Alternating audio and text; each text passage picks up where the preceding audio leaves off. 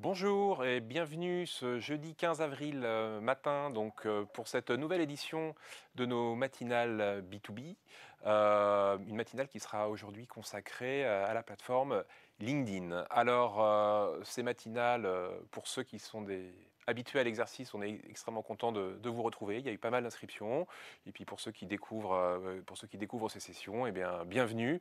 Et on espère que vous profiterez pleinement de cette petite heure pour cultiver son expertise en marketing et en communication B2B. Alors, moi, je suis Mathieu Fischer, donc je suis un des directeurs associés d'Areci Epoca. Et pour planter le contexte, donc Areci Epoca, donc c'est un groupe de communication, Epoca, dont Areci est l'entité spécialisée sur tout ce qui est communication B2B, donc communication qui est destinée à des professionnels. Voilà. Et pour vous donner une petite idée un petit peu de la dimension de l'ensemble, donc un groupe de taille assez importante, plus de 200 collaborateurs, qui opèrent principalement sur trois métiers, que sont le B2B, le corporate et les RH, dégage environ un chiffre d'affaires d'environ 50 millions de marge brute, avec à peu près environ 200 clients, 200 clients actifs aujourd'hui. Alors, on va évidemment pas tous les passer en revue aujourd'hui, à retenir juste que sur nos problématiques spécifiques pro B2B, on opère principalement sur pas mal de clients de l'univers telco IT, hein, des Google, des Microsoft, etc. Pas mal d'acteurs industriels également, Decra, 3M, Veolia, etc. Et enfin, un certain nombre d'acteurs du monde des services, et là c'est très hétérogène, location auto, sécurité sûreté, formation professionnelle, etc. Alors, la matinale d'aujourd'hui est consacrée à LinkedIn et pour ceux qui auraient raté le précédent épisode, c'est entre guillemets, c'est une suite. C'est une suite parce qu'on avait fait une première édition consacrée à la plateforme qui a eu pas mal d'inscrits du reste, qui avait suscité pas mal de curiosité et au cours de laquelle, effectivement, on avait évoqué les principales tips, problématiques, précautions potentielles offerts par l'outil LinkedIn aux marketeurs et aux communicants du B2B. Et donc, comme on prend la suite un petit peu de cette édition aujourd'hui, l'idée n'était évidemment pas de copier-coller cette première édition, mais l'idée est plutôt un petit peu d'avancer d'un pas, de franchir une étape et d'aller un petit peu plus loin. D'où cette idée un petit peu de suite et d'où cette idée un petit peu de centrer notre propos sur ce qui a pu évoluer ces derniers temps, ce qu'on a pu observer, des nouveautés, des retours d'expérience sur des choses qu'en octobre on présentait un peu comme nouvelles, etc., etc. Alors on a un agenda qui est bien chargé, qui est bien rempli. On va procéder en trois temps. On va d'abord parler de tout ce qui est diffusion organique sur les réseaux sociaux et sur LinkedIn tout particulièrement. Donc évidemment, les bons formats, la bonne fréquence, la bonne politique éditoriale pour renforcer la relation avec sa communauté. Évidemment, la capacité à mobiliser les bons relais, les bons influenceurs, c'est Key Opinion People, en dehors, en dedans, les CEO, les experts, etc. etc. Et puis, on disséquera ensemble un bel exemple d'influence B2B, qui est un exercice assez peu pratiqué comparé à sa grande sœur B2C, avec Dassault Systèmes. Ça sera un petit peu notre première partie sur tout ce qui est organique. On fera une petite transition qu'on aime bien, qu'on appelle le data break, avec les 4-5 chiffres clés à garder en tête, idées reçues ou idées pas reçues sur LinkedIn pour évidemment se remettre bien la tête d'aplomb. Et puis on basculera sur le troisième temps, qui sera cette fois-ci consacré aux stratégies, aux tactiques de paid média. Donc on parlera cette fois-ci de stratégies, de leviers payants. Là, on va parler effectivement sponsored ads, follow ads. On va parler de ces stratégies-là de diffusion et de la façon dont elles évoluent, de la façon dont elles se complexifient même parfois et de tout ce qu'on peut en retirer. Et puis, tout cet exercice durera environ 50-55 minutes et on sera évidemment, moi et mes partenaires de présentation, très heureux de vous retrouver au terme de cette petite heure pour essayer de répondre à vos questions. Alors, je ne serai pas seul pour présenter tout ça et je serai en bonne compagnie. S'affichent à l'écran les personnes qui vont co-animer cette session avec moi. Donc, Diane, qui est notre social media manager chez Areci, Alain, qui est directeur grand compte et pôle expérience chez Epoca et qui nous parlera justement des Key Opinion Leaders, Laurent nous fera le plaisir de partager son expérience sur Dassault Systèmes qu'il a piloté lui-même. Iria apportera les datas pendant notre petite pause data break et nous finirons avec Matteo qui est Head of Media Desk B2B, qui est vraiment la personne chez RSI qui pilote toutes ces campagnes payantes qui n'ont aucun secret pour lui. Voilà pour ce petit préambule et je vais donc commencer et accueillir Diane pour parler de la première partie, donc comment aujourd'hui on renforce la relation avec sa communauté.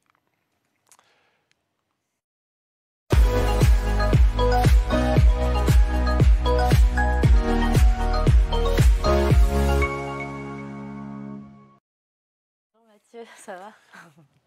Fraîchement en ce matin du jeudi. Alors, on s'était dit qu'on allait pas repartir sur ce qu'on avait raconté lors de la session d'octobre, où on avait plutôt insisté sur les bonnes pratiques, les grands formats de publication. On avait un petit peu rappelé des fondamentaux et on s'était dit que pour aller un cran plus loin, on allait plutôt parler un petit peu des dernières tendances, des derniers formats qui performent. Et donc, on a décidé un petit peu de partir avec un chiffre clé qui nous a pas mal interpellés.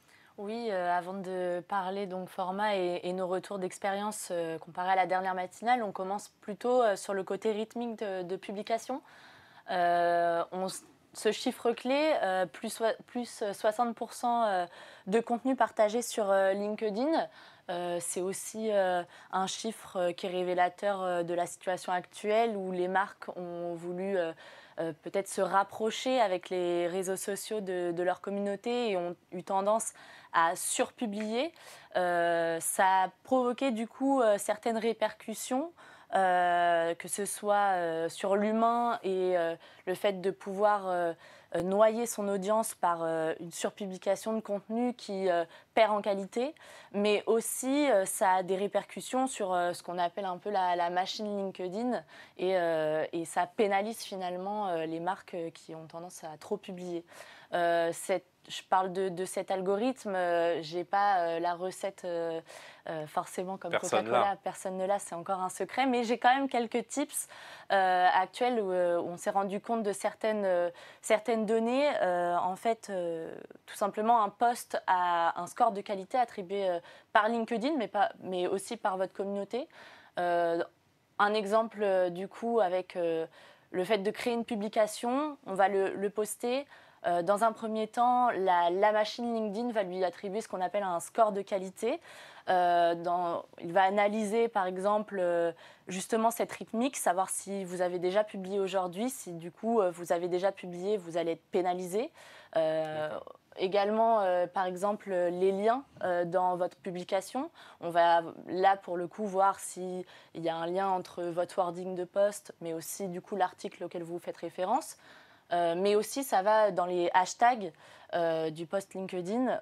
Aujourd'hui, on demande plutôt d'en mettre pas plus de 3. Sinon, on peut être déjà perçu par LinkedIn comme quelqu'un qui va vouloir se positionner sur le référencement sur tous les mots-clés possibles. Qui frappe à la porte de tous les hashtags. Exactement. Donc, il ne faut pas énerver la machine. Il ne faut pas énerver la machine. Mais une fois qu'on n'a pas énervé la machine, on passe du coup à l'étape suivante, qui est là du coup un score d'engagement, qui là demande du coup à votre communauté d'être engagée avec votre post.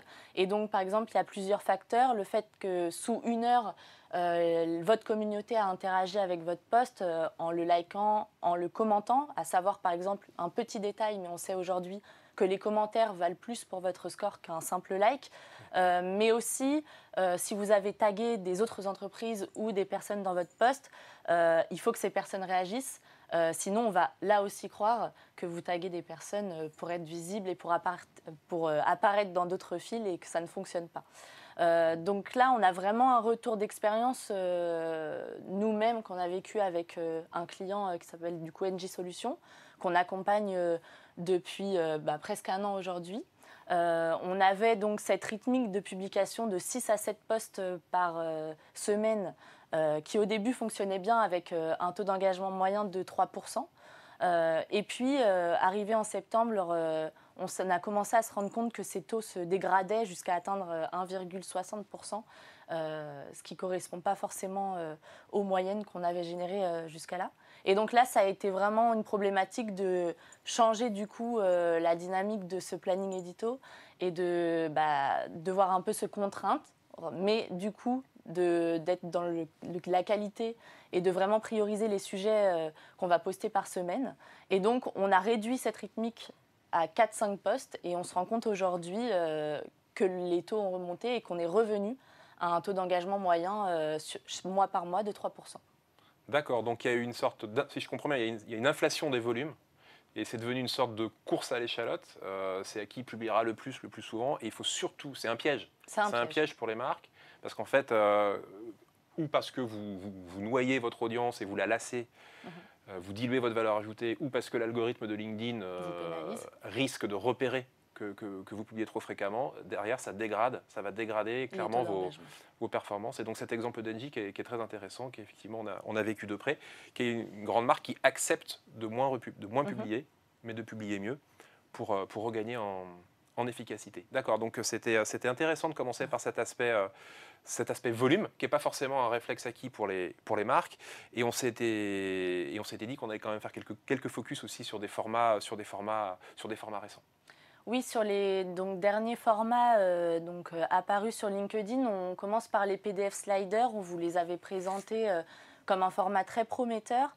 On vous a mis du coup une vision de comment ça fonctionne sur le fil LinkedIn. C'est un format qui présente plusieurs avantages.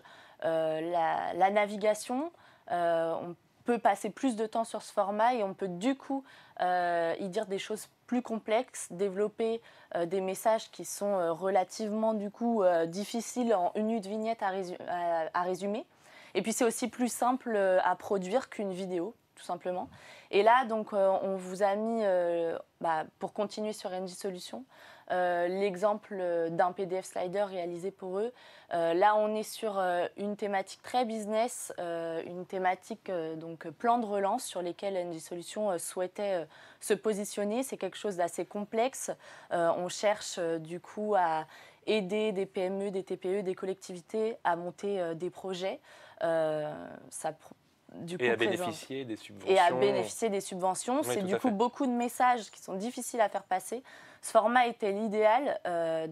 Dans un premier temps, on a rappelé les subventions auxquelles les pros pouvaient bénéficier. Mais on a aussi du coup pu mettre en avant l'expertise technologique et enfin finir par le côté différenciant des concurrents Engie Solutions, c'est-à-dire l'aide à justement ce montage de dossiers et à avoir accès à ces aides qui sont parfois un peu complexes. Donc c'est un bel exemple B2B parce qu'on voit bien qu'il y a vraiment un discours sophistiqué, complexe, avec des arguments financiers, des arguments technologiques, des arguments en termes de qualité de service et de suivi, et que c'est un format qui se prête bien finalement pour combiner tout ça. Et effectivement, dit bêtement, ça ne tiendrait pas dans une vignette. Exactement. D'accord. Et alors, qu'est-ce que ça a donné justement ? Voilà. Et si on voit ce que ça a donné, donc là, ça a été une grande campagne qu'on a faite pendant près de 4 mois. L'idée, c'était donc de générer vraiment des PDF sliders, comme vous pouvez le voir, qui sont homogènes autant dans le côté graphisme que dans le côté, on peut voir ce claim, et si c'était le moment. Vraiment, on a voulu instaurer un rendez-vous avec notre audience et surtout, on a voulu décomplexifier ce sujet en rentrant à chaque fois par des chantiers concrets. En s'adressant du coup avec et si c'était le moment de passer du coup à l'électrique et si c'était le moment de moderniser vos lignes de production. On peut voir aussi, vous verrez à l'écran, différentes couleurs qui symbolisent aussi les business units de chez Engie Solutions, et donc ça permettait vraiment de cadrer notre discours. Et donc là, on va voir à l'écran ce que ça a donné en termes de résultats. Suspense. En termes de résultats, du coup, on peut le voir, hein, les chiffres parlent d'eux-mêmes. On a eu des très beaux taux d'engagement, très supérieurs aux moyennes B2B qu'on observe d'habitude, donc qui sont plutôt entre 2 et 2,5%. Je dois même dire que c'est les formats actuellement qui performent le plus. comparé à nos vidéos, nos vignettes, nos gifs, etc. Donc on en est très content. C'est quelque chose qui, malgré la durée, vraiment a réussi à ne pas noyer. Et ça, je reviens du coup au rythme parce qu'on les a dilués au fil des mois sans du coup vouloir tous les poster en même temps. Et on a voulu vraiment créer cet effet de séquence. Et du coup, on est très content des résultats. C'est vrai que c'est des beaux résultats qui sont à 3-4 fois supérieurs aux moyennes observées. Et je pense enfin c'est ce qu'on s'est dit, c'est que c'est sans doute la combinaison de plusieurs facteurs. Je pense que l'entrée en matière très concrète, pour un chantier concret, proposer à un industriel une proposition de valeur claire, comme changer d'énergie pour sa chaudière, électrifier sa flotte de véhicules, etc. Je pense que ça a pas mal pesé, parce qu'on a vu beaucoup d'annonceurs qui avaient des discours un petit peu plus, entre guillemets, abstraits, sur du potentiel et des budgets, mais on ne savait pas trop quoi en faire derrière. Et je pense que sur une cible PME, c'est ce qui a bien fonctionné. Puis ensuite, il y a toute cette orchestration que tu as bien expliqué, cette séquence. Et ce côté très homogène. Moi, ce que j'aime bien, c'est que pour la marque même, ça positionne la marque dans la durée sur cette thématique du plan de relance, ce qui est un enjeu stratégique aujourd'hui pour un acteur comme Engie Solutions. En tout cas, joli succès, bravo. Les taux en attestent. Et puis, on voulait quand même finir sur un petit warning. Oui, parce que là, j'imagine que ça a donné envie d'utiliser le format PDF Slider quand on voit ses performances. Et en effet, quand il y a eu l'arrivée du coup de ce format-là, beaucoup de marques ont essayé de l'utiliser. Il faut savoir donc que c'est des PDF. Donc on a eu un phénomène qui est le fait de publier des brochures internes, sa plaquette sur LinkedIn. Des communiqués de presse assez bruts qui ne sont pas adaptés du coup au format social media et ça se voit à l'écran, c'est un peu difficile à digérer. Là, on a un autre exemple avec Mappa qu'on accompagne justement sur cette création de séquences sur différentes thématiques clés. Et là, on vous montre donc d'un PDF slider assez difficile à digérer sur LinkedIn, comment on a réussi à la transformer en une séquence qui, en plus, a pu s'étaler dans la durée. Donc, je veux dire, c'est pour la marque le moyen d'étaler ses publications et de toucher combler, plus de monde plus souvent. Plus souvent, de toucher plus de monde. Et donc là, on a cette séquence. La petite histoire, c'était... la problématique était avec le Covid, Mappa Professionnel vendait de plus en plus de gants jetables parce que tout simplement les professionnels avaient peur que les gants réutilisables ne protègent pas assez, soient infectés à la fin de leur journée. Et ce qui n'était pas le cas parce que les gants réutilisables protègent aussi, mieux même qu'un gant jetable et étaient aussi, on va dire, Covid-friendly. Donc il a fallu désamorcer entre guillemets, le faux reproche qu'on faisait aux gants réutilisables, en rassurant sur le fait que c'était absolument, il n'y avait pas de risque de contamination. Exactement. Et puis il a fallu en parallèle aussi rappeler qu'en mettant des petits gants fins réutilisables, finalement ils étaient moins protégés qu'ils ne l'étaient auparavant. Exactement. Et donc sur cette séquence, ça a donné donc des PDF sliders qui étaient donc dans cette logique, oui, de rééducation de sa cible de professionnels en leur disant vous faites tel ou tel métier, c'est ces gants qu'il vous faut parce qu'ils vous protègent mieux qu'un gant jetable que vous utilisez aujourd'hui, vous vous mettez en danger. Mais aussi un rappel du coup des bonnes pratiques pour les entretenir et pour du coup s'assurer que ces gants ne sont pas infectés. Et puis on a trouvé aussi d'autres formats pour justement faire une séquence plus longue, comme des motions que vous voyez à l'écran. Et on a commencé aussi la séquence par ouvrir par un visuel un peu teaser qu'on a trouvé sympa de vous présenter aujourd'hui parce qu'il joue avec les codes de la plateforme LinkedIn avec ce pouce. Et là, l'idée était encore une fois de rappeler le fait que les gants jetables ne protégeaient pas de tous les risques pour le coup. Voilà, donc si on porte un peu trop de gants jetables, les pouces LinkedIn deviennent contaminés ou cassés. Bon, voilà. On a peur. Non, alors moi, ce que j'aime bien aussi, c'est qu'on est sur des équipements de protection. Donc il y a une dimension très protocole, très bonne pratique. C'est des choses compliquées à raconter à des professionnels. Laver un gant, c'est 5, 6, 7, 8 étapes qu'il faut savoir respecter. Donc, et le format s'y prêtait. Le format, effectivement, notamment les sliders, permettent de bien séquencer. Exactement. Donc c'est un vrai outil de pédagogie. Bel exemple que Mappa. Et puis alors, il y a un autre format dont on a pas mal parlé, plus que des PDF sliders même, qui sont les stories. Les stories, oui. Donc les stories qui sont arrivées en juillet 2020 sur LinkedIn. Les derniers en date, c'est Pinterest pour justement compléter l'ensemble des réseaux sociaux. Et maintenant, on peut retrouver les stories absolument sur toutes les plateformes. Nous, chez Arici, on a voulu les utiliser dès leur lancement parce qu'on croyait vraiment à ce format et aussi c'est une manière un peu de B2Ciser les messages qu'on fait en B2B. Puis de montrer qu'on était les premiers, que Et les marques concerts étaient à l'affût. Exactement. Et c'est ce qu'on a fait par exemple avec NJ Solutions. Par rapport aux concurrents, on a été les premiers à utiliser ce format pour partager des interviews ou des événements. Et puis pour Hyundai, là, on avait plutôt un aspect utiliser la story pour montrer leurs produits, vu que c'est des choses très visuelles avec des vidéos, etc. C'est vrai que c'est des voitures, donc c'est photogénique. C'était photogénique. Et donc, on a fait tout simplement ce test and learn finalement, d'utiliser les stories. Et aujourd'hui, on peut voir les résultats juste après. On vous a mis quelques captures du coup de la partie derrière, donc back-office et statistiques de ces stories. Et aujourd'hui, on se rend compte des limites finalement pour l'instant de ce format-ci. On voit par exemple pour les deux sujets, que ce soit pour NJ ou pour Hyundai, on a des statistiques qui sont assez stables, story par story. On va dire des gens qui sont au rendez-vous. Mais si je vous donne l'exemple d'NJ, on a en moyenne 500 vues par story sur une population LinkedIn de 148 000 abonnés. Donc vraiment ça représente une vraie minorité. Et pareil, si on fait l'échelle de Hyundai, c'est à peu près 70 vues pour 15 000 abonnés. Donc c'est un petit peu petit, je ne sais pas si les gens qui sont avec nous voient à l'écran, mais on est effectivement, on a 500-600 personnes pour NJ et pour moins Hyundai, de 100 pour moins de 100 pour Hyundai. Donc on a moins de 1% dans les deux cas de notre audience qui est touchée à chaque story. D'accord, donc un format un peu sexy, mais finalement pour très peu de monde. Exactement. Et en fait, il y a plusieurs raisons qu'on commence du coup à avoir pour le fait de comprendre pourquoi les utilisateurs voient moins ce format-ci. Il y a déjà le fait que, contrairement à un post sur son fil LinkedIn, les stories, elles sont partagées uniquement à sa propre communauté. Donc on n'a pas la possibilité d'apparaître sur le fil de quelqu'un qui nous a partagé. On ne peut pas partager une story. Donc il n'y a plus d'effet boule de neige. Il n'y a plus cet effet boule de neige qui du coup augmente la visibilité d'un post. Mais il y a aussi, contrairement par exemple à une autre plateforme sociale comme Instagram où on peut visionner les stories sur son ordinateur, là pour l'instant LinkedIn n'a pas encore offert cette possibilité-là. Et donc c'est uniquement sur mobile que vous pouvez retrouver les stories.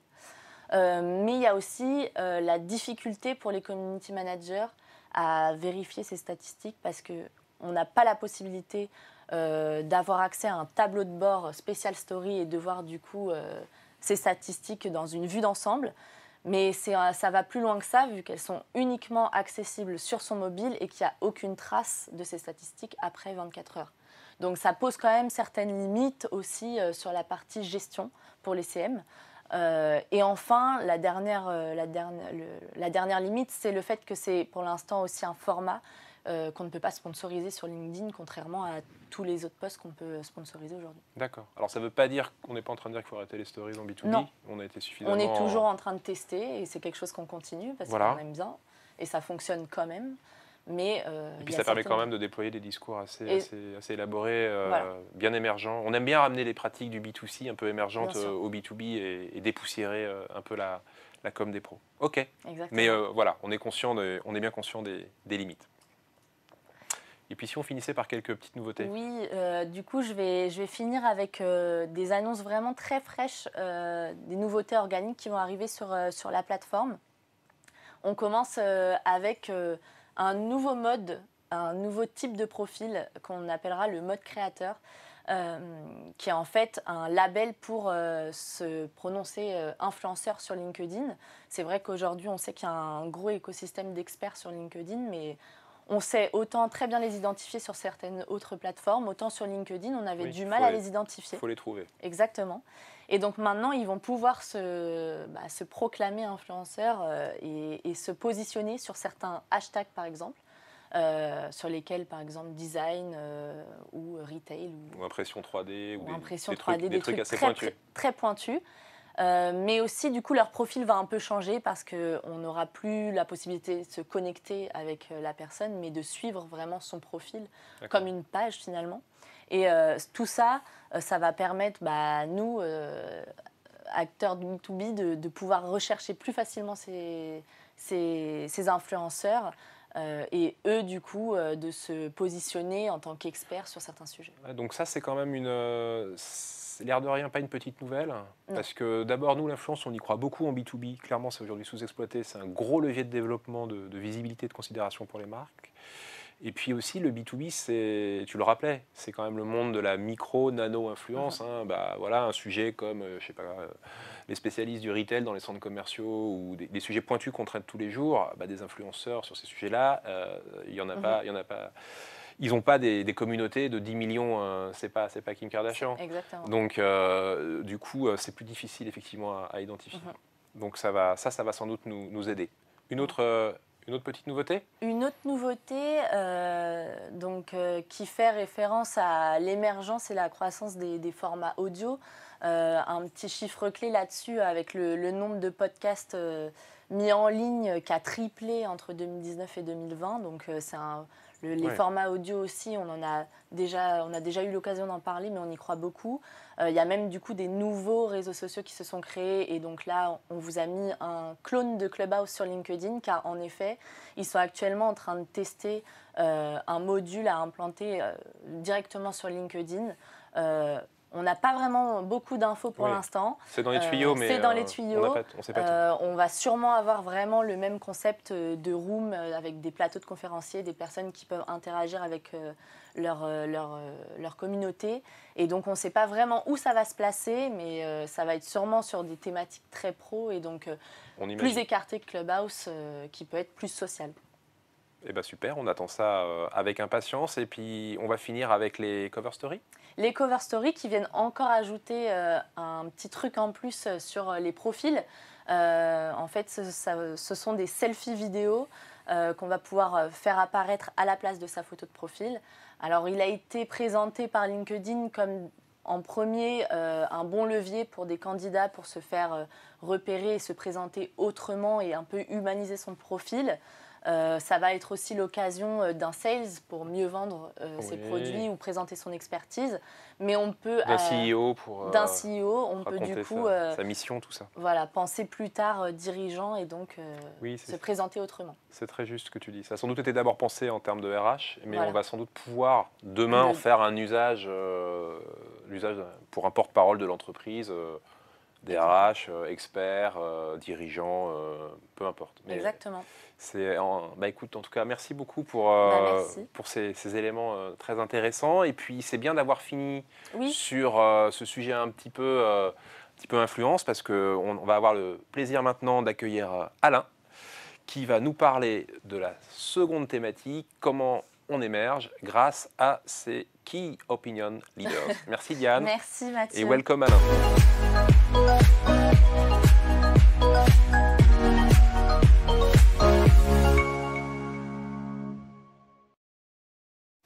Hello Alain. Salut Mathieu. Alors tu vas nous parler de la façon dont sur LinkedIn on peut émerger en utilisant les influenceurs et notamment en interne. Les influenceurs internes, en fait, LinkedIn depuis quelques années s'est imposé comme un moyen assez incroyable de doper la visibilité et l'influence de ces influenceurs internes. Et quand on parle d'influenceurs internes, on parle des patrons de boîte, on parle des DG, on parle des DRH que tu évoquais, qui y voient une caisse de résonance pour atteindre pas mal de leurs objectifs.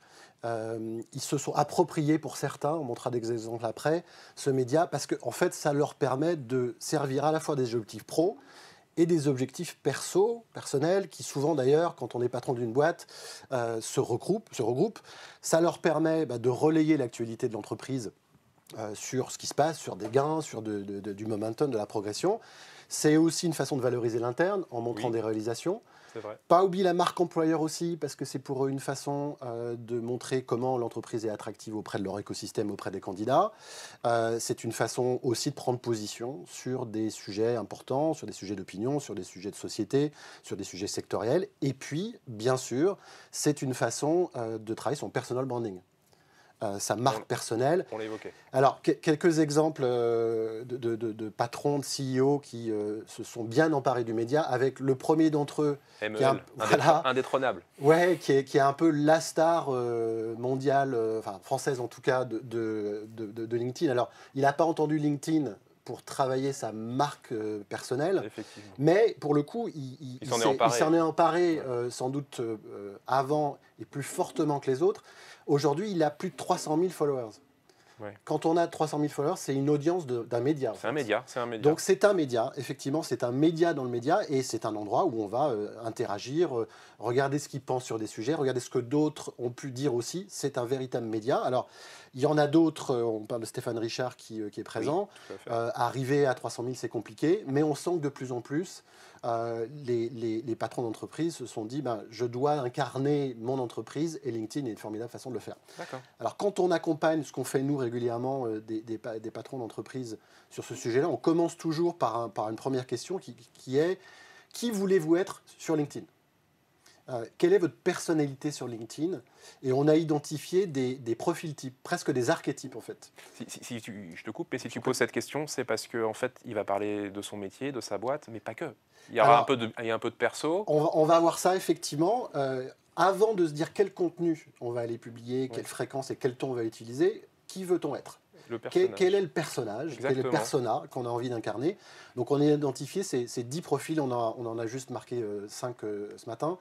Le maître de cérémonie. Donc le maître de cérémonie, par exemple, il est clairement dans l'enthousiasme, il est assez auto-centré souvent sur son entreprise et il va parler des réalisations merveilleuses. À l'opposé, ou différent, le trublion, on l'appelle trublion, lui, il est là pour prendre le contre-pied, pour donner un petit coup de pied à la fourmilière, pour disrupter, pour casser les codes. Il est souvent dans quelques personnes, voilà. Qu'on connaît. Il est souvent dans une frénésie de publication parce qu'il veut toujours prendre le côté un peu différent. Il y a un côté instantané. Le côté instantané, parfois il publie trop, ça fait écho à ce qui était dit avant.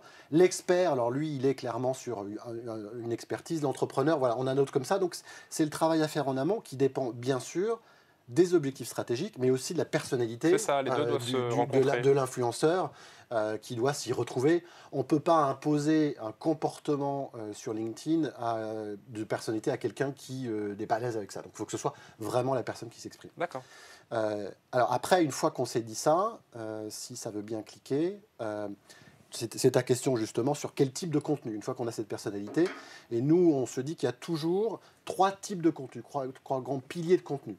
Il y a du contenu qui est du contenu sur une vision d'un métier, sur une vision d'un secteur. Stéphane Richard, on en parlait, lui, il va parler de la transition numérique. Il va prendre position sur la 5G. Tout à fait. Voilà, donc on prend position là-dessus. Et pour nous, ça doit être quand même souvent, si on veut avoir de la résonance et une visibilité forte sur LinkedIn en marque individuelle comme ça, la majorité quand même des contenus.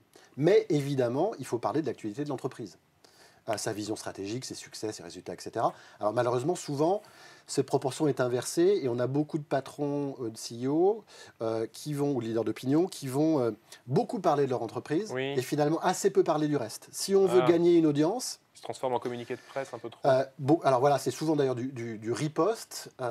Quand on veut vraiment booster son influence, oui, il faut parler de la boîte, on est là pour ça. Oui. Il faut aller plus loin et parler d'une vision, se positionner sur un secteur et effectivement parler de centres d'intérêt qui sont des centres d'intérêt, des passions plus personnelles. Alors ça ne veut pas dire qu'on va raconter sa vie, mais il y a beaucoup de patrons, certains qu'on a cités, qui sont investis dans une cause en particulier, dans un sujet, ça peut être le sport, ça peut être autre chose. Alors il ne faut pas que ce soit trop écarté de la réalité de l'entreprise et que ça cadre avec la personnalité qu'on a dit. Mais on peut souvent avoir des sujets de société qui sont un petit peu connexes à leur business. On parlait de Michel-Édouard Leclerc, les sujets de distribution, de marge, producteurs, etc., c'est quand même au cœur de ces sujets. Donc, absolument. Ça se fait assez naturellement. Donc il faut manager un tout petit peu cet écart, mais ça permet de donner une dimension, on va dire, plus humaine et plus émotionnelle au contenu.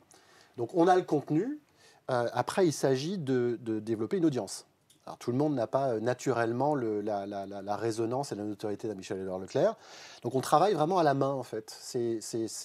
On commence par une cartographie en fait des métiers. Donc on va aller chercher en fonction d'un cahier des charges un type de poste, un secteur, une fonction, une taille d'entreprise. On va présélectionner ça, on va arriver à une sélection et on va individuellement, via le compte personnel Oui. du CEO par exemple, aller inviter, Demander des mises en... relation. D'accord. Donc ça se fait petit à petit, ça permet d'avoir des followers qui sont des followers qualifiés. Oui, ça veut ceux dire- qu'on a envie d'avoir. ça On veut n'est dire pas que là le- en train d'acheter de l'audience en fait. Exactement, ça veut dire que le seul indicateur, c'est pas le nombre de followers mensuels. On est plutôt sur qui me suit, quel est son job, quel est Alors, son niveau d'influence. Ça va dépendre aussi de la personnalité qu'on a décidé en amont et des thèmes qu'on va aller chercher. On peut décider d'aller très très largement, mais dans la plupart des cas, on est sur une approche qui est finalement dans la dentelle, Qualitative. très qualitative et qui se construit donc avec le temps. On peut aller jusqu'à peu près 200 à 300 followers qu'on va chercher par mois, et c'est déjà beaucoup, mais on va progresser petit à petit dans la qualité, dans le qualitatif. Et puis après, une fois qu'on a construit son approche de contenu, son audience, il faut faire marcher tout ça. Et nous, quand on accompagne des patrons d'entreprise ou des dirigeants sur ce sujet-là, on a plusieurs modèles d'accompagnement qui dépendent beaucoup de comment justement le CEO veut aborder les choses. On a des modèles de délégation totale. C'est-à-dire qu'on a des CEO qui nous disent, une fois qu'on a calé mon comportement, ma Prenez, personnalité, je m'en occupe plus. vous gérez pour moi. Alors bien sûr, il y a des processus de validation, il y a une ligne éditoriale, on se cale, mais on gère pas simplement la partie, j'allais dire, administrative de poster, mais on va écrire les contenus courts, les contenus longs, on va s'occuper de l'intégralité. D'accord. Et ça fonctionne pour un certain nombre de CEO qui n'ont pas le temps. Mais ça nécessite de créer une relation de confiance. Il y a des CEO qui ont le temps. Alors, il y a des CEO qui ont le temps parce qu'ils considèrent que ce sujet est stratégique pour eux et que peut-être ils ont une appétence particulière pour le média, où ils vont à l'opposé être sur... ils s'en occupent beaucoup et nous, on est plus dans un rôle de conseil ou de hotline. On va surtout se focuser sur des contenus longs. Sur la supervision. Sur la supervision, Du temps mais long. aussi sur des articles de fond qu'il n'a pas le temps d'écrire. Et puis entre les deux, voilà, il y a la possibilité d'évoluer un Sur tout petit mesure. peu sur mesure et parfois de faire évoluer ce modèle d'accompagnement en fonction du temps, commencer par peut-être une délégation faible et puis monter petit à petit, ou l'inverse. Intéressant et surtout souple. C'est-à-dire que je retiens que quel que soit le CEO, quelle que soit la personnalité et l'organisation, finalement, on a la réponse. On est absolument là-dessus, on est capable de s'adapter à l'ambition qui est donnée, mais on a le sentiment que de plus en plus, on va voir des dirigeants, hein, ils peuvent être à un niveau en dessous, se saisir de plus en plus de ce média parce que, comme je le rappelais au début, ça permet finalement de faire pas mal de choses. Eh ben, merci beaucoup Alain, Merci à toi. c'était très intéressant et puis le premier influenceur il est à la maison, c'est le CEO, c'est les experts, c'est l'interne et donc merci de nous l'avoir rappelé. Merci beaucoup Alain.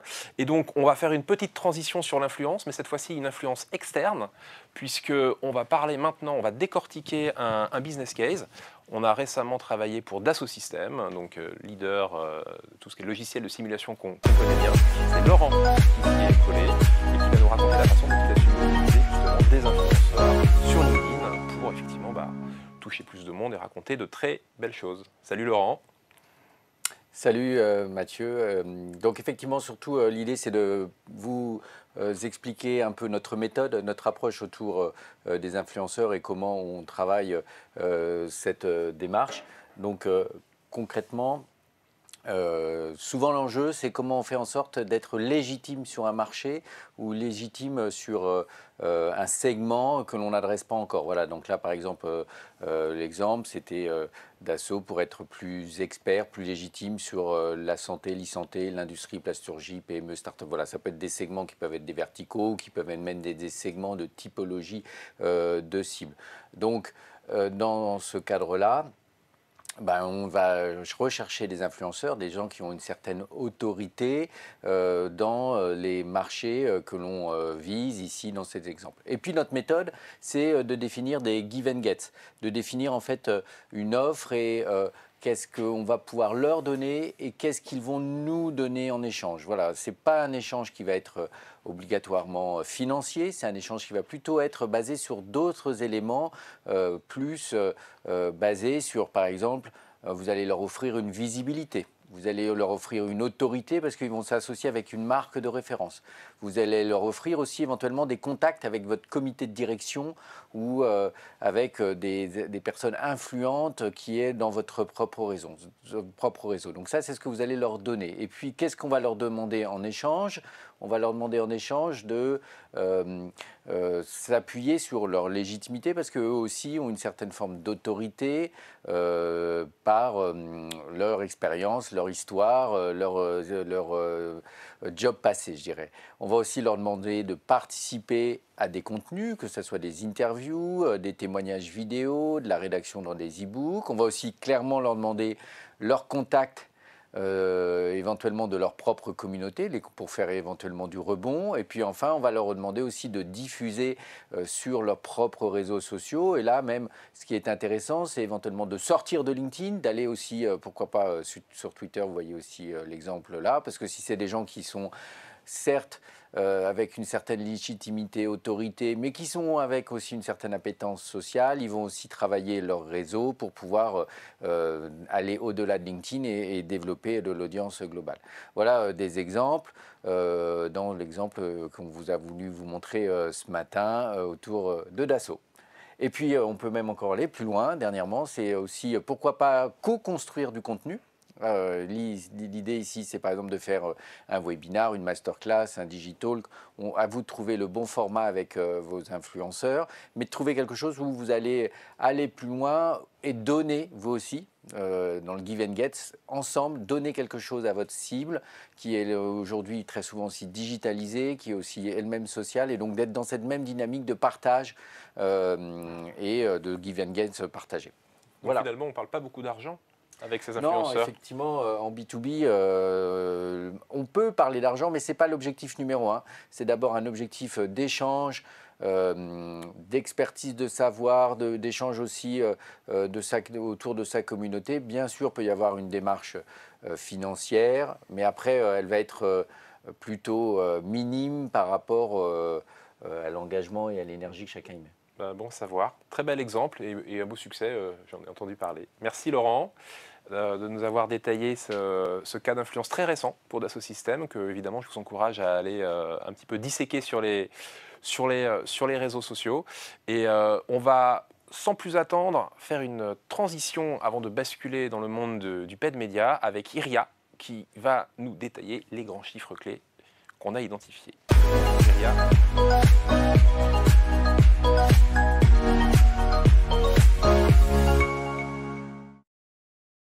Bien, merci Mathieu. Nous retrouvons donc cette séquence de quelques chiffres clés avec des chiffres extrêmement à l'honneur de LinkedIn, mais pas seulement. Alors, mon premier chiffre est un chiffre tout rond, 20 millions. 20 millions d'utilisateurs de LinkedIn en France aujourd'hui, c'est-à-dire globalement 67% de l'effectif des Français actifs. Donc évidemment, ça fait de LinkedIn un média absolument puissant et très objectivement. Derrière cette puissance, c'est un média qui, comme beaucoup d'autres, ont bénéficié de l'effet de dumping de la période Covid. Et donc si on compare mars 2019 et mars 2020, donc vraiment le moment où le confinement était d'actualité, sur cette période, on a constaté 55% de conversations entre membres de LinkedIn augmentées, donc plus 55% de conversations, plus 60% de contenu créé, toujours pendant cette période, et puis plus 23% de messages envoyés. Vous voyez qu'il y a plus de croissance de conversation que de messages, donc on a utilisé plutôt à bon escient. Et donc vous voyez que non seulement beaucoup de personnes, beaucoup de cibles B2B, parce que c'est bien le sujet de ce matin, beaucoup de cibles B2B s'y trouvent, mais qu'en plus, elles sont devenues plus actives, plus interagissantes. La question reste de savoir si post-Covid, normalisation, ce chiffre va continuer d'augmenter ou se stabiliser à ce niveau-là, ou va réduire, mais en tout cas, pour l'instant, profitons-en. Un troisième chiffre, c'est l'utilisation Donc, on sait qu'on utilise beaucoup son mobile pour surfer sur LinkedIn. Eh bien, ce chiffre est de 57%. 57% des utilisations, du trafic, plus exactement, sur LinkedIn se fait sur son portable, y compris parfois ou souvent même quand son ordinateur est devant soi. Donc évidemment, ça va dans le sens d'une attention particulière au contenu. On l'a vu tout à l'heure notamment avec Diane et ses conseils sur attention, on ne peut pas mettre n'importe quel contenu, il faut que ça reste appétissant et attractif. Alors il faut que ce soit attractif parce que derrière ce chiffre, ces quelques chiffres que je viens d'énoncer et qui montrent vraiment la suprématie de ce canal, sa puissance et sa capacité à rassembler le monde B2B, eh bien, il y a un chiffre qui nous met plus en position de challenge, 17 minutes par mois. 17 minutes par mois, c'est le temps moyen d'un utilisateur, d'un membre LinkedIn sur le réseau. Ce qui veut dire effectivement très peu de temps pour capter son attention, pour créer de la relation avec la marque. C'est un chiffre qui fait écho à mon dernier chiffre, qui est celui du taux d'engagement moyen. Donc vous voyez une population qui est massivement membre, une petite minorité, très petite minorité qui est obsessionnellement sur LinkedIn, et puis globalement ce 17 minutes de moyenne qui nous fait un taux d'engagement moyen. Diane a donné des exemples tout à l'heure, notamment avec Angie Solutions, avec un taux moyen d'engagement entre 2 et 2,5 qui fait que quand on passe cette barre, on peut être totalement satisfait et content, mais qui évidemment rend le travail de community management, le travail aussi en LinkedIn Paid notamment, extrêmement difficile, délicat, fin et à travailler très méticuleusement. Voilà mes conclusions de la matinée.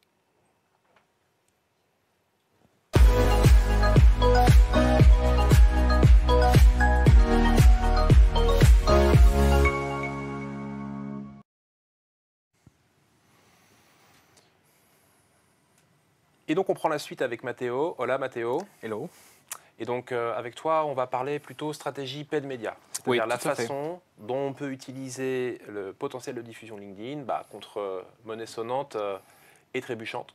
Donc on détaillera quelques campagnes assez réussies et assez récentes sur lesquelles tu as réussi à monter des choses assez sophistiquées. On a des campagnes. Mais d'abord, on voulait un petit peu parler de un certain nombre de retours d'expérience sur certains formats, ceux qui marchent, ceux qui ne marchent pas. Et donc, je te laisse commenter justement ce que tu peux remarquer tous les jours. Merci Mathieu. Et, tout à fait, il y a différents types de choses dans les campagnes médias. Il y a surtout les formats, mais surtout les contenus aussi. Donc, ces chiffres, on a regardé ces chiffres la dernière session. Et c'est un chiffre qui est toujours bluffant, qu'on trouve que la vidéo donne plus de performance que le reste des formats. Donc, on a 3 formats qu'on aime bien. On aime bien les single images, qui c'est les sponsor content classiques. On aime bien aussi les carousels, qui nous permettent d'engager l'audience avec un déroulement des contenus. Mais surtout, la vidéo aujourd'hui est le format phare de LinkedIn. Donc, c'est un format qui va nous donner plus de performance, qui personne croit que c'est un format de performance, c'est-à-dire clics, CTR, leads, tous les chiffres qu'on a l'habitude de traiter. Mais c'est un format qui nous permet aussi de rencontrer une action et rencontrer une histoire ou un produit. Donc, on va passer à ce type d'astuces que LinkedIn vient de sortir, parce qu'il y a une étude qui vient de sortir avec les vidéos postées, et surtout EMEA ou l'Amérique.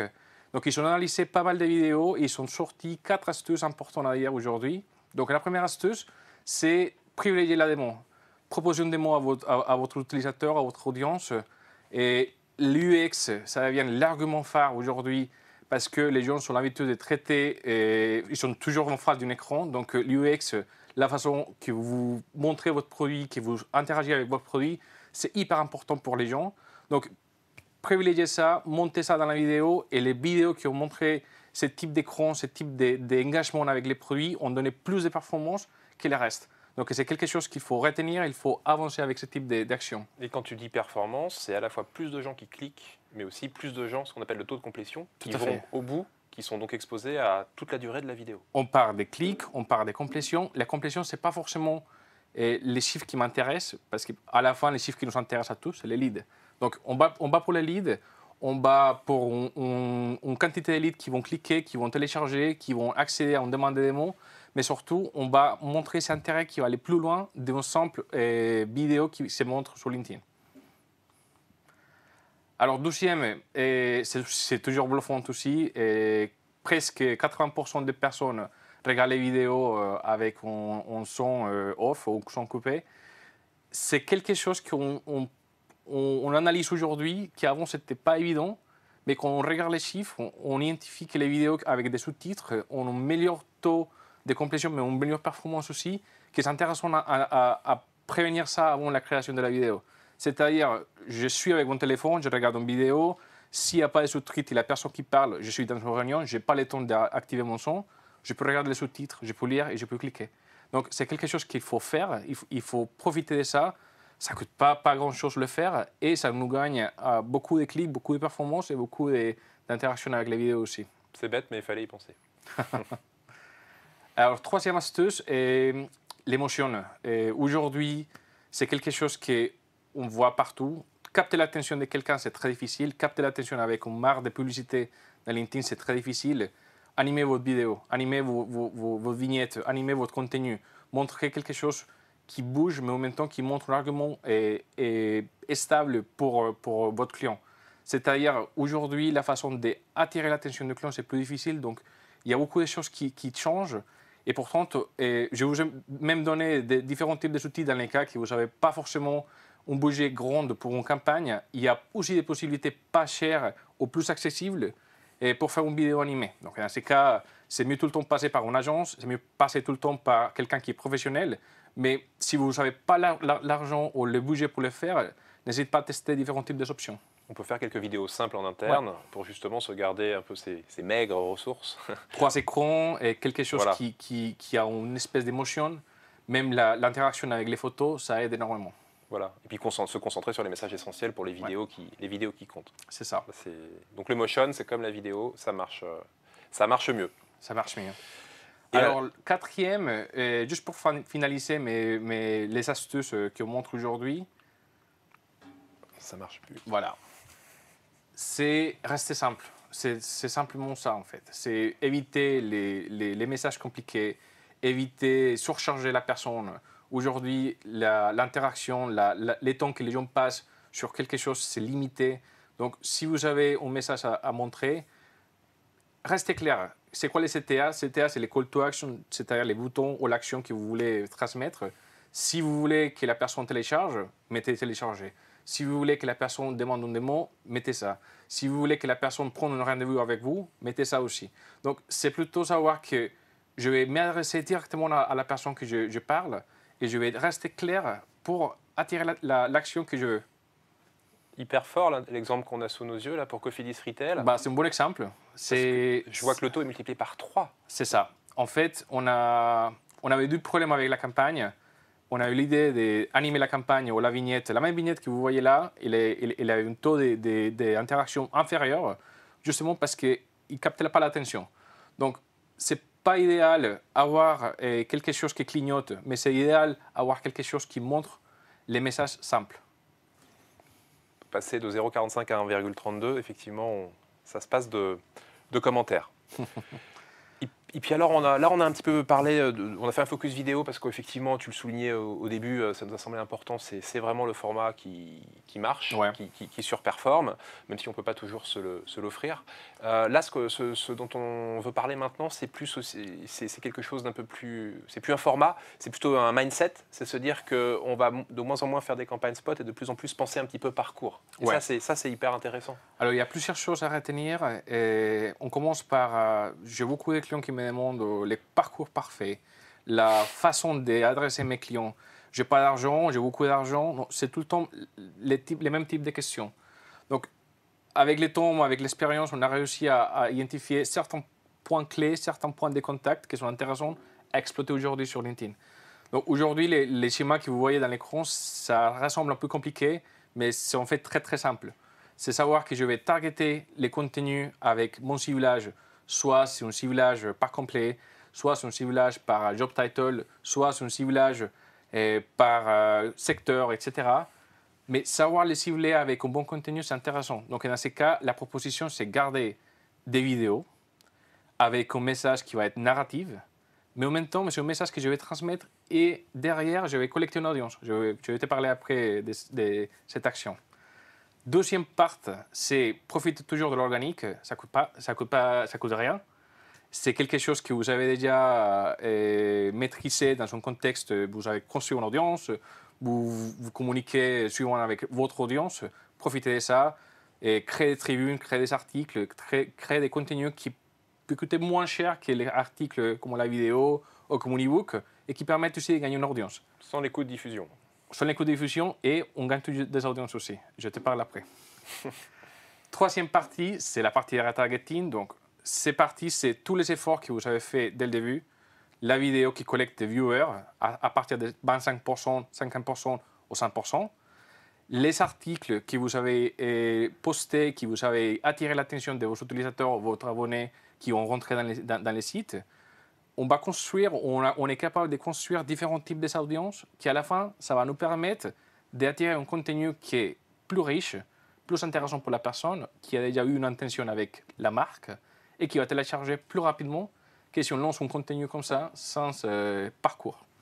Donc si je résume bien l'idée, si j'ai bien saisi, et les gens qui nous écoutent pour qu'ils comprennent bien un petit peu l'astuce de ce dispositif, c'est qu'il est un petit peu à deux étages. C'est-à-dire qu'il y a un premier moment où la marque, avec des beaux contenus vidéo, etc., rassemble une audience, identifie une audience qui s'intéresse à ces sujets. Et c'est cette audience-là, dans la masse de LinkedIn, qui derrière sera retravaillée avec des choses plus lead gen. C'est ça. Et on coupe complètement le gaspillage. C'est-à-dire, la notoriété aujourd'hui, ça sert pour le retargeting. Donc, parlant de retargeting, il y a un autre sujet qui va rentrer bientôt, c'est la fin des cookies. Les gros tabous qui viennent de rentrer dans les modes de marketing. Oui. Cookieless. Cookieless, voilà. C'est quelque chose qu'aujourd'hui LinkedIn va proposer, c'est garder un parcours dans LinkedIn. Vous ciblez la personne dans LinkedIn, vous attirez un bon contenu avec LinkedIn, vous targetez la personne sans besoin de que la personne sorte de LinkedIn ou fait un consentement de cookies parce qu'il reste dans la plateforme. Et à la fin, vous avez un lead que vous pouvez même approcher avec une demande de contact chez LinkedIn et que la personne, si la personne vous accepte, il verra dans les fils d'actualité tous les contenus que vous postez via l'influence de LinkedIn. Donc aussi une réponse effectivement à la disparition annoncée des cookies. Donc je reviens sur ce dispositif un petit peu à deux étages, assez sophistiqué, mais qui fonctionne aujourd'hui effectivement très bien, mieux que des campagnes spot où on diffuse tout azimut. Et je pense que c'est intéressant de disséquer justement, d'analyser quelques cas concrets. Et on voulait parler d'abord de Kellogg's. Alors Kellogg's, c'est un bon cas, c'est pure marque employeur et Kellogg's avait besoin de lancer sa marque autour d'une cible potentielle pour recruter. Et l'intérêt de Kellogg's, c'était plutôt attirer des followers, c'est-à-dire je vais gagner une audience organique, je vais communiquer avec mon audience organique. Et à partir de ça, on a exploité vraiment des contenus riches comme la vidéo que j'ai parlé, comme les jeux concours, qu'on n'a pas parlé, mais c'est toujours un cas classique. Et on a réuni une audience d'intention avec ces vidéos ou avec les personnes qui ont montré un intérêt pour les retargeter avec un format plus de followers. C'est-à-dire, on a tiré à la fin avec un retargeting des followers. C'est intéressant. Et alors, c'est un petit peu le même principe, même si c'est plus en RH, et cette fois-ci, c'est plus côté business avec Nivelis. Oui, alors Nivelis, un peu la même thématique, pas forcément les mêmes sujets. Nivelis cherchait d'attirer des leads, surtout. Et l'idée de Nivelis, c'est créer un contenu riche au niveau d'engagement, au niveau narratif, avec 8 capsules extrêmement drôles et aussi engageantes avec le public. Et on a trouvé que la vidéo pouvait fonctionner aussi pour attirer des leads. C'est-à-dire, la vidéo, c'est normalement quelque chose que je regarde dans la télé, je me couche et demain, je ne me rappelle pas. Dans ces cas concrets, on a utilisé la vidéo pour attirer les leads, pour faire une demande de démo, pour télécharger des choses. Donc, à la fin, c'était une vidéo qui nous a permis de performer, de gagner beaucoup de leads. Je ne peux pas dire la quantité de leads, mais c'était vraiment conséquente. Et on a gardé un chiffre de KPI vraiment compétitif par rapport à la concurrence. Alors, je vois un coût du lead qui est très compétitif pour bien connaître les barèmes et je vois surtout une grosse proportion de leads intéressants. Ce n'étaient pas des touristes, les leads. C'est Si, ça. 30% SQL, c'est vraiment du business, des prospects pour demain. Alors, on comprend SQL, MQL, et on sait bien que SQL, c'est sales après, donc c'est toujours les leads qui comptent. Ok. Eh ben, écoute, je te remercie beaucoup pour ces nouveautés. On est un petit peu court en termes de temps, donc on prendra pas le temps de développer le dernier case qui est peut-être un petit peu moins puissant, même s'il a donné aussi de bons résultats. Et donc je vais conclure en 1 minute sur un petit peu les to keep in mind, hein, les grandes idées clés avec lesquelles si vous pouvez repartir. Et puis un petit peu les glissements, ce qu'on a vu un petit peu s'opérer sur LinkedIn ces dernières semaines, ces derniers mois. Le premier, on l'a évoqué, c'est le passage un peu du plus au mieux. Ça, c'était plus cette logique d'organique qu'on a un petit peu détaillée avec Diane, c'est-à-dire attention, ne partez pas dans cette course à la publication, à la surpublication. Vous allez saouler votre audience, vous allez même être dégradé par l'algorithme de LinkedIn.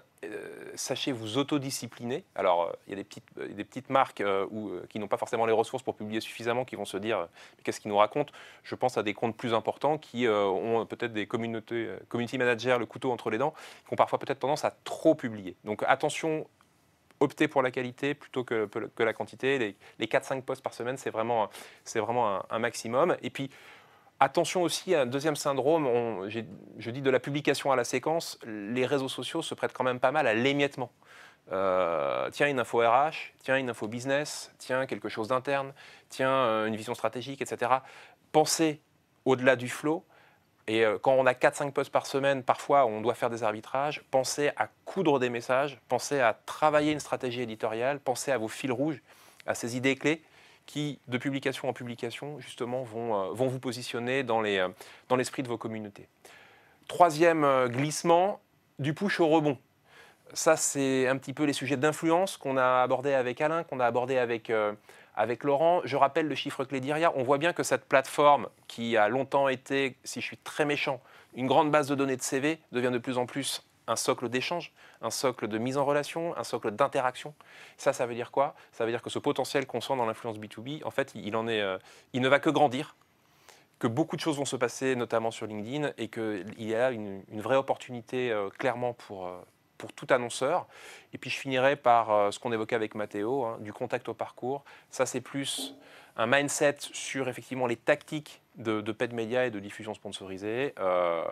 Il y a un certain temps déjà, on se félicitait de faire des campagnes où on balançait son document à télécharger pour qualifier auprès de telle ou telle communauté, et puis on regardait les scores. On est de plus en plus sur des systèmes plus sophistiqués, en entonnoir, qui permettent dans un premier temps effectivement d'identifier une audience intéressée et puis de travailler ensuite ce cœur de cible avec des leviers qui restent quand même, rappelons-le, relativement onéreux. Je vous rappelle qu'un lead sur LinkedIn, un clic sur LinkedIn va vous coûter 4-5 €.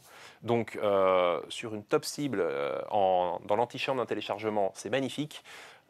Pour faire de la petite notoriété et nourrir son taux de rebond avec des gens qui n'ont rien à voir avec vos cibles, c'est une catastrophe. Voilà, donc je vous remercie pour votre attention. J'espère que cette présentation vous a intéressé. Et puis, on en attend la preuve concrète puisque on est à votre disposition dans les minutes qui viennent pour répondre à vos questions. À tout de suite.